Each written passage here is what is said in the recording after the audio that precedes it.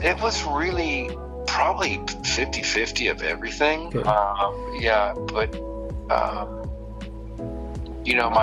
my heart was in. I liked the skate parks and stuff, but here we didn't have a whole lot. There were some parks, but they were really shitty. Excuse my French, but Darlin Skate Park, and then there was Free Flight, where Jeff Newton's Zorlak boards, and Jeff kind of came into the scene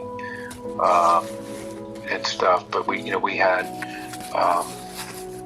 a pool that we skated back in the day that was out near DFW Airport. That I know we've got video of all kinds of pros skating.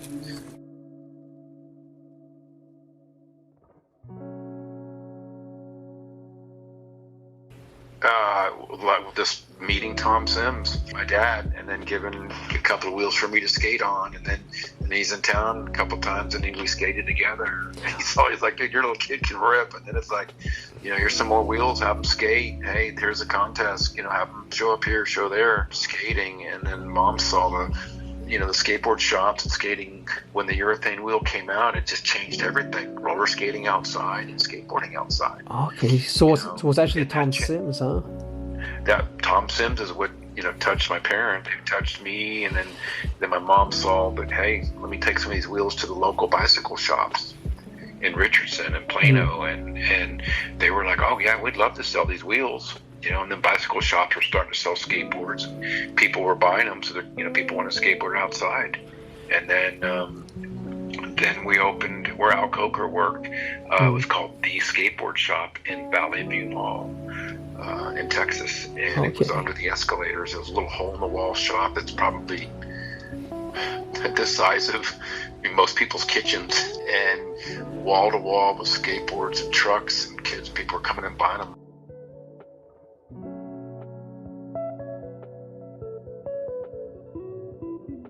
First, it was the GNS board, which really, so young. I've been educated by a couple of people that there's probably, less than 200 boards ever made in GNS, and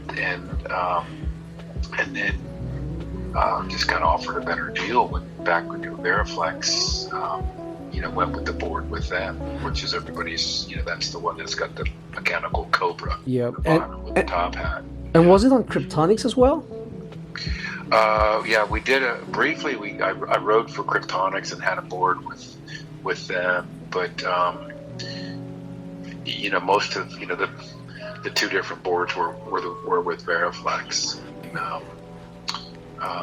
Gullwing trucks. Kind of towards the end of my career, that I was sponsored and running the Gullwing trucks, independent. I sent you that quick little picture, that Turner slalom ski, slalom board. It's actually got a pair of prototype independent trucks on it that have like an arm that comes off of that bolts to the truck, and the arm has a stud where you mount the wheels. So it had a kind of it gave some leverage to the outside of the wheels. If you're, say, turning left, the outside right skateboard wheels, where the theory was it would create some pressure to keep the wheel planted on the ground.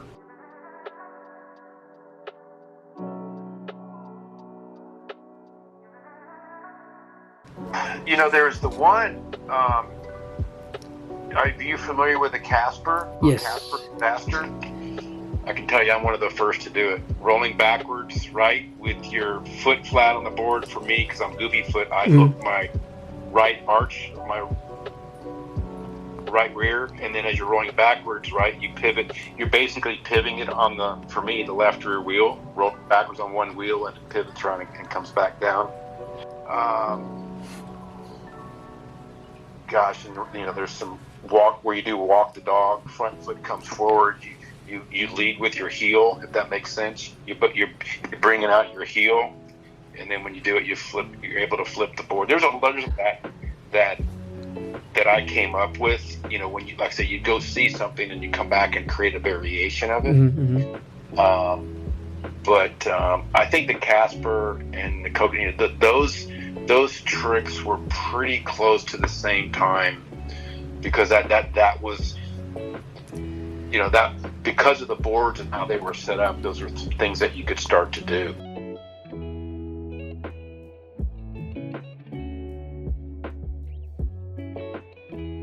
Coming up with new things, from a ton of gorilla grip back in the day, jumping over tennis court, there and off of stuff and over people, and just there was a lot of skating that was being done just barefoot. And then once we've gravitated, wooden boards that they didn't have a kicktail, they just had a wedge to put it on, and that was the Sims boards and the Alva boards and all the clunky crap, big wide wheels, and narrow trucks, and then boards just started getting, seeing progress in parks, and everything was just, it was all R&D, and everything was just up somewhere. It's like, wow, check that out, or check this out, or that's a great idea. Dad, we would turn trucks on a lathe, skateboard, creating a 360 wheel, turning it the outer bearings inside and out, and then tapering it to about a 1/4 inch to where it didn't flex too much. Like Russ Howell, less friction, clunky wheels and trucks in the front for that momentum, new level.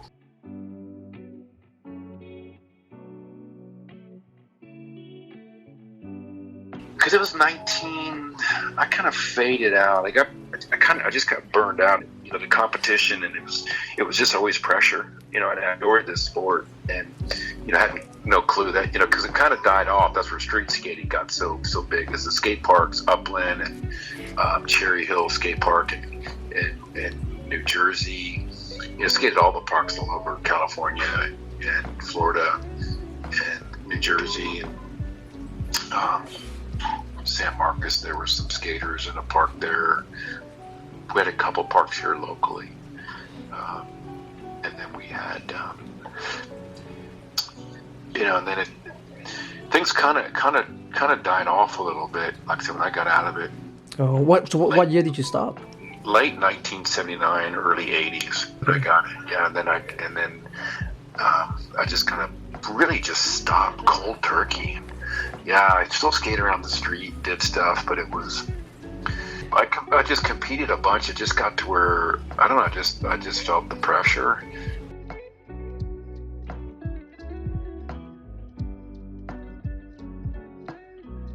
All the crazy stuff I've done my whole life, man, I've not broken anything. Came close to breaking my leg coming off hand plant on a ramp. Half pipes back in the day, they didn't have any rollout, right? They just ended at the top with like maybe a little lip, and I came down in my arm. I didn't have a good grip, and I pulled back down my top of my thigh. Everything just landed on the corner of the ramp. I thought I broke it. I couldn't even walk. I was just freaking out and swelled up, but fortunately it didn't break. Oh, so that wasn't part of the reason why you stopped skating or anything? No. It's just I've been there, done it, and moved. Just got into other stuff. For some reason, if I'd have known it, I look back at like if I'd have stayed in it, where would have gone, what I would have done. It just, we lived it. The family lived it. My mom, my dad, they're blessed to let me travel. They sent me all over the place.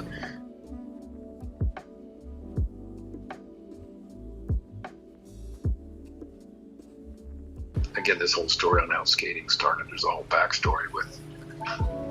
So I'll touch on it. Braniff Airlines is where why my dad, we got moved, transferred, and he was an aerospace engineer. And Braniff hired him when the airport opened up, and they couldn't get the luggage system working properly, and hired my dad, an engineer, and he came in and got all that working. And the aha moment is the aluminum hub wheel with the precision bearing in it, urethane around the outer, the cap. Well, guess who made that? Who put the urethane on the wheel was Sims skate wheels. So Sims was in town and met my dad, and they were going over the wheels and different specifications and density, and just started shooting the shit. And it's long behold, said, "Hey, well, if your son skates, I'll send you some wheels. Let him try them out." This was pre-precision bearing. This was the ball bearing, the loose bearings. Yes, yeah. So I started skating with clay wheels, and so I got a few of those wheels and put on a skateboard. It was just like, oh my gosh. And so just started skating in the streets in Richardson, Texas, and then had friends that were like, oh man, how cool, we want some of those wheels. So Donel Singer, as the entrepreneur, Dad called up and Tom said, I'll send you a case of wheels if you think you can sell them, here. And let's go to the bicycle shops and go, hey, this is what we've got. And that's literally the spark that started in the Dallas-Fort Worth area 110% in Texas, where it all started. Would it have started? It would have happened anyway, but we were the Singer family, and that was the very beginning. And Don and Elaine for Donel, it started in our garage in Richardson, Texas, Mom buying and selling wheels to bicycle shops, and then I started just skating like crazy and loved it, building ramps and jumping off ramps, and next thing you know, there's some skateboard contests, and the rest is kind of history. Just lived it until really a good 5-6 years of all the history of just everything that happened and brought the skating started in Texas.